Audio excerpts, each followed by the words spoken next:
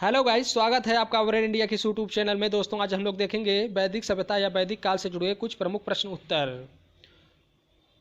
चलिए दोस्तों, स्टार्ट करते हैं आज की वीडियो। क्वेश्चन नंबर 1 है, वेदों की संख्या कितनी है। दोस्तों, आपको बताना है कि वेदों की कुल कितनी संख्या होती है। ऑप्शन नंबर ए दिया गया है आपको 1, ऑप्शन नंबर बी है 2, ऑप्शन नंबर सी है 3, ऑप्शन नंबर डी है 4। दोस्तों, इन चार ऑप्शन में से आपको बताना है कि वेदों की कुल कितनी संख्या है। दोस्तों, अगर वेदों की बात करें तो ऋग्वेद, यजुर्वेद, सामवेद और अथर्ववेद होता है। दोस्तों, इसका राइट आंसर हो जाएगा ऑप्शन नंबर डी 4। अगले क्वेश्चन की ओर चलते हैं दोस्तों। क्वेश्चन नंबर 2 है, सबसे पुराना वेद कौन सा है। दोस्तों, आपको बताना है कि सबसे पुराना वेद कौन सा है। आपके लिए ऑप्शन दिया गया है ऋग्वेद, ऑप्शन बी है सामवेद, ऑप्शन सी है यजुर्वेद, ऑप्शन डी है अथर्ववेद। दोस्तों, इन चार ऑप्शन में से आपको बताना है कि सबसे पुराना वेद कौन सा है। दोस्तों, इसका राइट आंसर हो जाएगा ऑप्शन नंबर ए ऋग्वेद, और सबसे नया वेद जो है अथर्ववेद है। अगले क्वेश्चन को चलते हैं दोस्तों। क्वेश्चन नंबर 3 है, ऋग्वेद में कितने मंडल हैं। दोस्तों, आपको बताना है कि ऋग्वेद में कुल कितने मंडल हैं। ऑप्शन दिया गया है आपको 5, 10, 12, 15। दोस्तों, इन चार ऑप्शन में से आपको बताना है कि ऋग्वेद में कितने मंडल हैं। इसका राइट आंसर हो जाएगा दोस्तों ऑप्शन नंबर बी। अगले क्वेश्चन को चलते हैं दोस्तों। क्वेश्चन नंबर 4 है, गायत्री मंत्र का उल्लेख किस वेद में किया गया है। दोस्तों, आपको बताना है कि गायत्री मंत्र का उल्लेख किस वेद में किया गया है। आपके लिए ऑप्शन दिया गया है, ऑप्शन नंबर ए है ऋग्वेद, ऑप्शन नंबर बी है सामवेद, ऑप्शन नंबर सी है यजुर्वेद, ऑप्शन नंबर डी है अथर्ववेद। दोस्तों, इन चार ऑप्शन में से आपको बताना है कि गायत्री मंत्र का उल्लेख किस वेद में है। दोस्तों, इसका राइट आंसर हो जाएगा ऑप्शन नंबर ए ऋग्वेद। अगले क्वेश्चन को चलते हैं दोस्तों। क्वेश्चन नंबर 5 है, गायत्री मंत्र का उल्लेख ऋग्वेद के किस मंडल में किया गया है। दोस्तों, आपको बताना है कि गायत्री मंत्र का उल्लेख ऋग्वेद के किस मंडल में किया गया है। आपके लिए ऑप्शन दिया गया है, ऑप्शन ए है 1, ऑप्शन बी है 2, ऑप्शन नंबर सी है 3, ऑप्शन नंबर डी है 4। दोस्तों, इन चार ऑप्शन में से आपको बताना है कि गायत्री मंत्र का उल्लेख ऋग्वेद के किस मंडल में किया गया है। इसका राइट आंसर हो जाएगा दोस्तों ऑप्शन नंबर सी 3। अगले क्वेश्चन को चलते हैं दोस्तों। क्वेश्चन नंबर 6 है, ऋग्वेद में सबसे पवित्र नदी किसको कहा गया है। दोस्तों, आपको बताना है कि ऋग्वेद में सबसे पवित्र नदी किसको कहा गया है।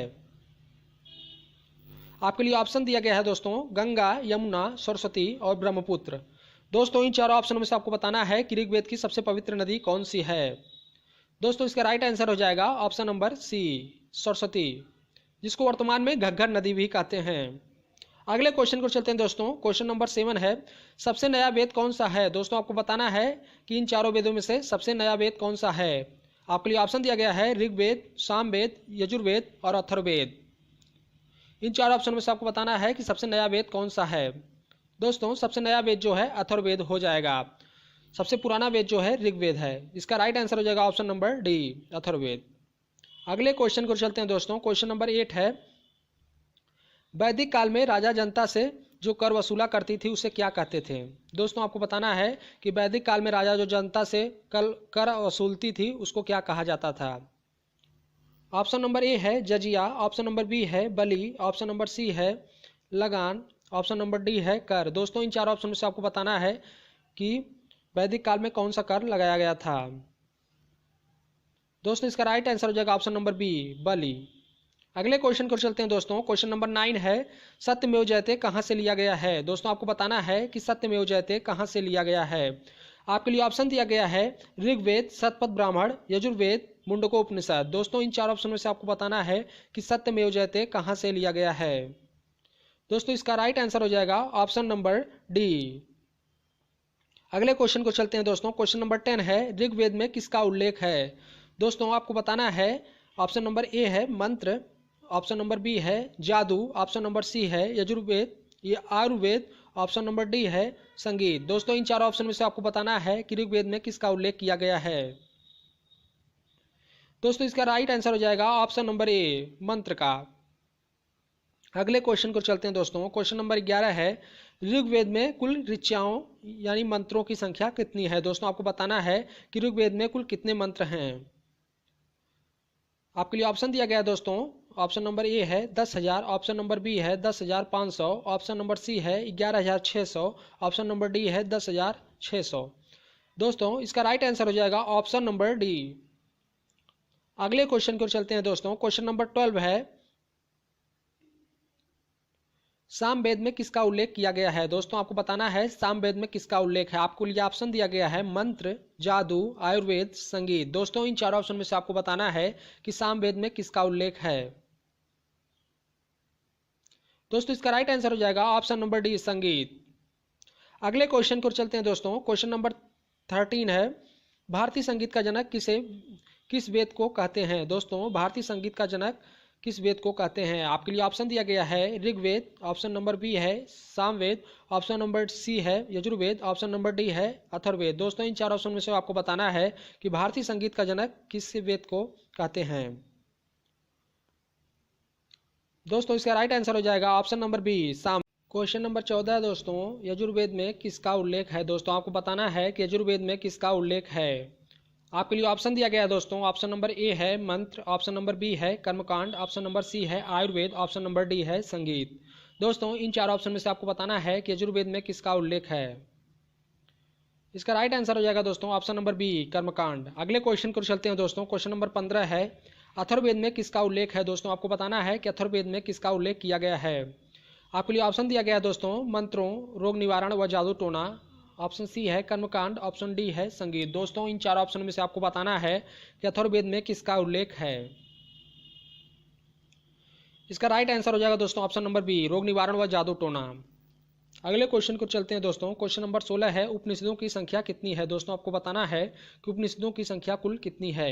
आपके लिए ऑप्शन दिया गया है 4, 68 और 108, ऑप्शन नंबर डी है 12। दोस्तों इन चार ऑप्शन में से आपको बताना है कि उपनिषदों की कुल कितनी संख्या है। इसका राइट आंसर हो जाएगा दोस्तों ऑप्शन नंबर सी, 108। अगले क्वेश्चन को चलते हैं दोस्तों।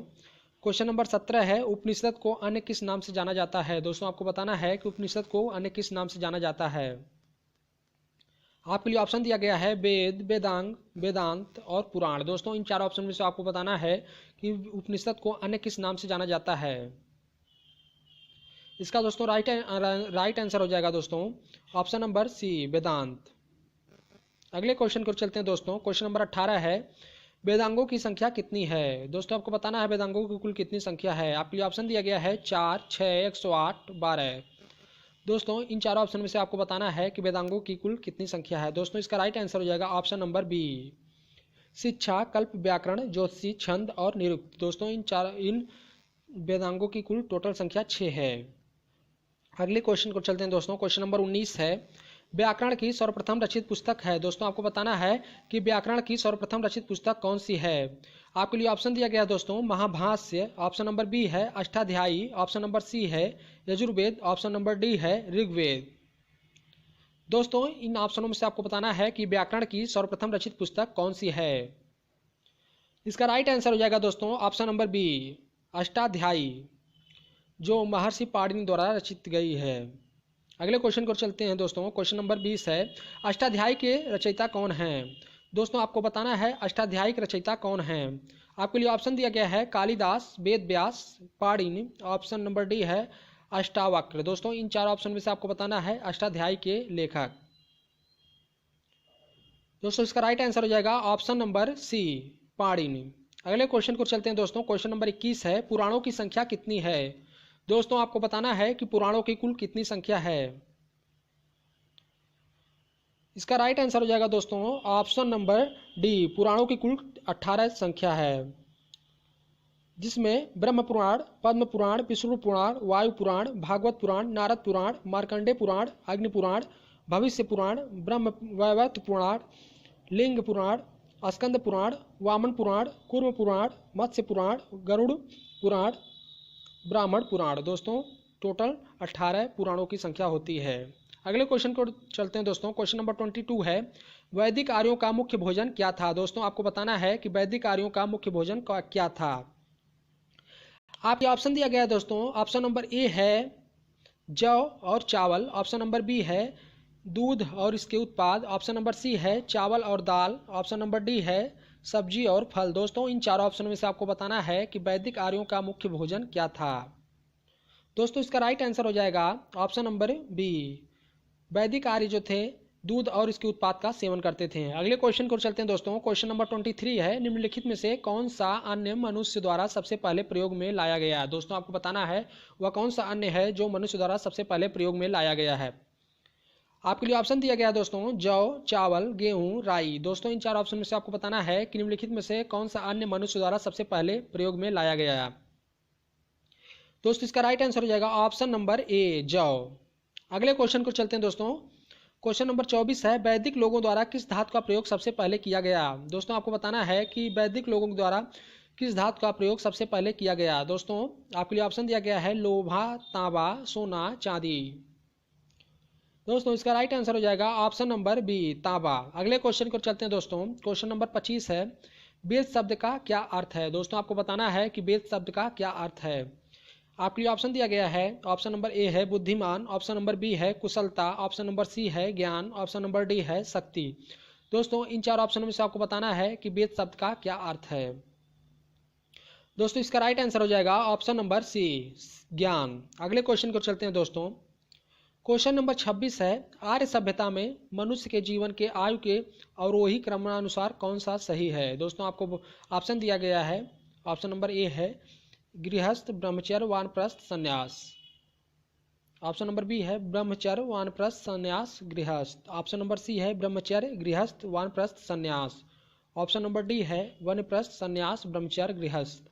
दोस्तों इसका राइट आंसर हो जाएगा ऑप्शन नंबर सी, ब्रह्मचर्य, गृहस्थ, वानप्रस्थ और संन्यास एक क्रमानुसार हैं। अगले क्वेश्चन को चलते हैं दोस्तों। क्वेश्चन नंबर 27 है, आरंभिक वैदिक कला में वर्ण व्यवस्था आधारित थी। आपको बताना है कि आरंभिक वैदिक काल में वर्ण व्यवस्था किस पर आधारित थी। आपके लिए ऑप्शन दिया गया है शिक्षा पर, ऑप्शन बी है जन्म पर, ऑप्शन सी है व्यवसाय पर, ऑप्शन डी है प्रतिभा पर। दोस्तों इन ऑप्शनों में से आपको बताना है कि आरंभिक वैदिक काल में वर्ण व्यवस्था आधारित थी। इसका राइट आंसर हो जाएगा दोस्तों ऑप्शन नंबर सी, व्यवसाय पर। अगले क्वेश्चन को चलते हैं दोस्तों। क्वेश्चन नंबर 28 है, आर्यों को एक जाति कहने वाला पहला यूरोपियन कौन था। आपके लिए ऑप्शन दिया गया है दोस्तों, विलियम जोन्स, ऑप्शन बी है एच विलियम, ऑप्शन सी है मैक्स मुलर, ऑप्शन डी है जनरल कनिंगम। दोस्तों इसका राइट आंसर हो जाएगा option number C, Max Muller. अगले क्वेश्चन की ओर चलते हैं दोस्तों। क्वेश्चन नंबर 29 है, आर्यन जनजातियों की पराधीनतम बस्ती कहाँ है। दोस्तों आपको बताना है कि आर्यन जनजातियों की पराधीनतम बस्ती कहाँ है। आपके लिए ऑप्शन दिया गया है दोस्तों, उत्तर प्रदेश, बंगाल, दिल्ली, सप्त सिंधु प्रदेश। दोस्तों पंजाब के आसपास के इलाकों को सप्त सिंधु प्रदेश कहा जाता है। इसका राइट आंसर हो जाएगा दोस्तों ऑप्शन नंबर डी।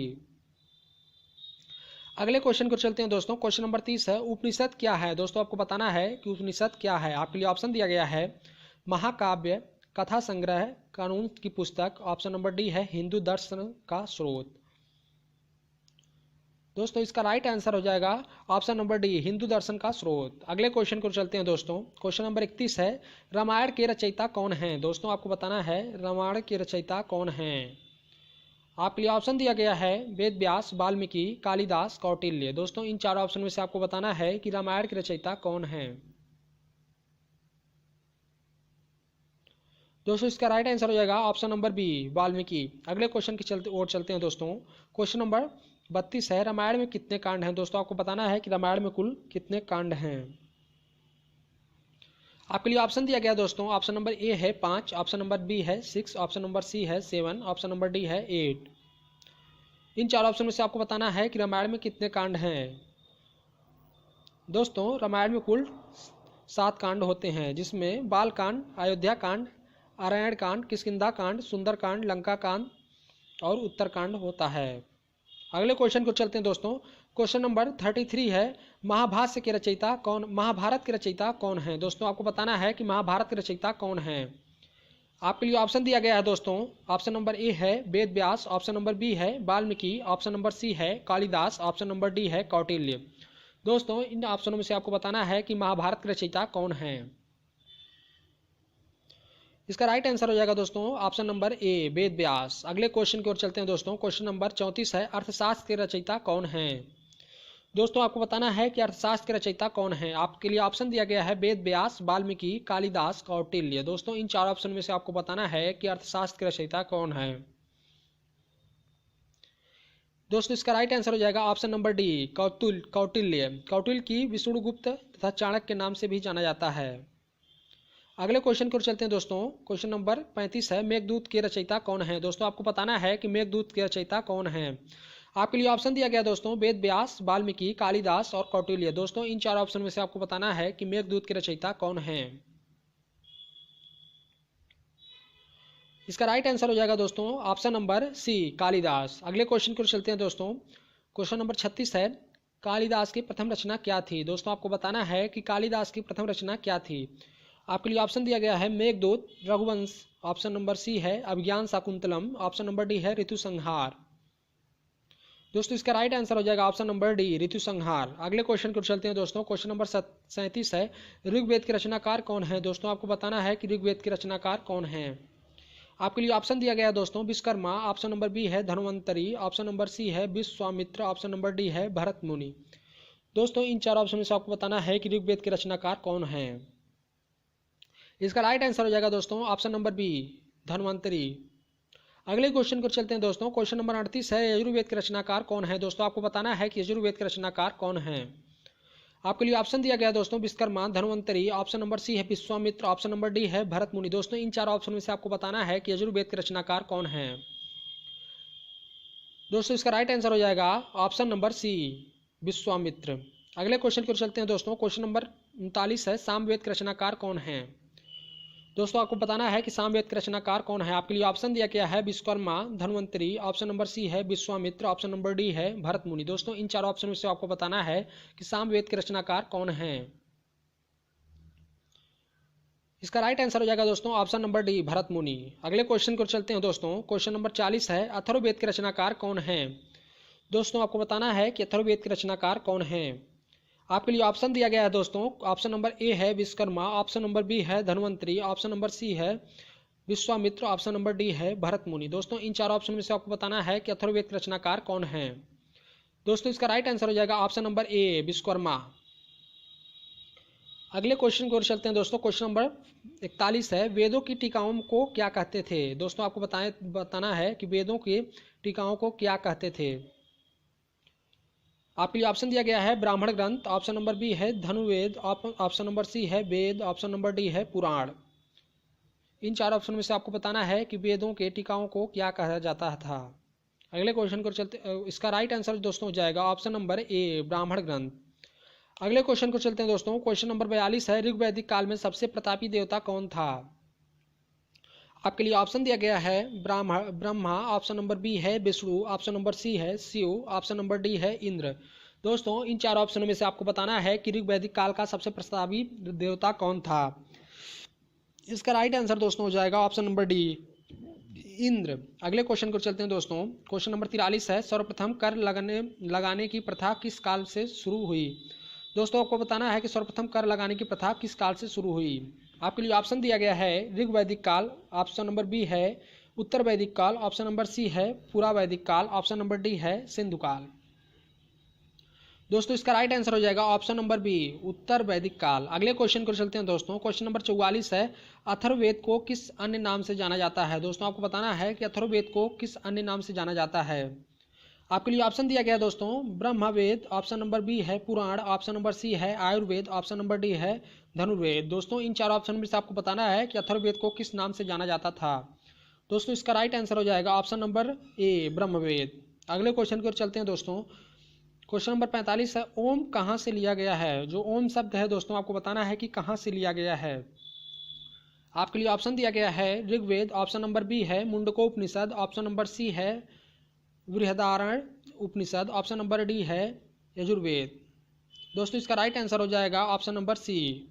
अगले क्वेश्चन को चलते हैं दोस्तों। क्वेश्चन नंबर 46 है, वैदिक युग में यव कहा जाता था। दोस्तों आपको बताना है कि वैदिक युग में यव किसको कहा जाता था। दोस्तों इसका राइट आंसर हो जाएगा दोस्तों ऑप्शन नंबर डी, जौ को यव कहा जाता था। अगले क्वेश्चन को चलते हैं दोस्तों। क्वेश्चन नंबर 47 है, मनुस्मृति की रचना किसने की थी। दोस्तों आपको बताना है कि मनुस्मृति की रचना किसने की थी। आपके लिए ऑप्शन दिया गया है दोस्तों, ऑप्शन नंबर ए है विश्वामित्र, ऑप्शन नंबर बी है मनु, ऑप्शन नंबर सी है वाल्मीकि, ऑप्शन नंबर डी है वेद व्यास। दोस्तों इसका राइट आंसर हो जाएगा ऑप्शन नंबर बी,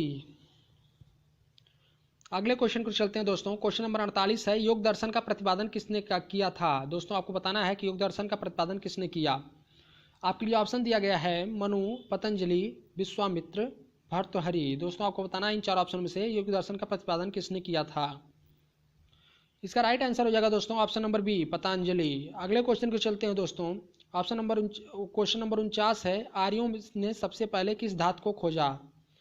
दोस्तों इसका राइट आंसर हो जाएगा ऑप्शन नंबर बी, तांबा। अगले क्वेश्चन को चलते हैं दोस्तों। क्वेश्चन नंबर 50 है, कृष्ण भक्ति का प्रथम एवं प्रधान ग्रंथ किसे माना जाता था है।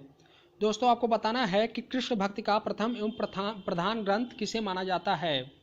आपके लिए ऑप्शन दिया गया है दोस्तों, Mahabharat, Shrimad Bhagwat Gita, option number C है Mundaka Upanishad, option number D है जय संहिता। दोस्तों इन चार ऑप्शन में से आपको बताना है कि कृष्ण भक्ति का प्रथम एवं प्रधान ग्रंथ किसे माना जाता है। दोस्तों इसका राइट आंसर हो जाएगा option number B, Shrimad Bhagwat Gita.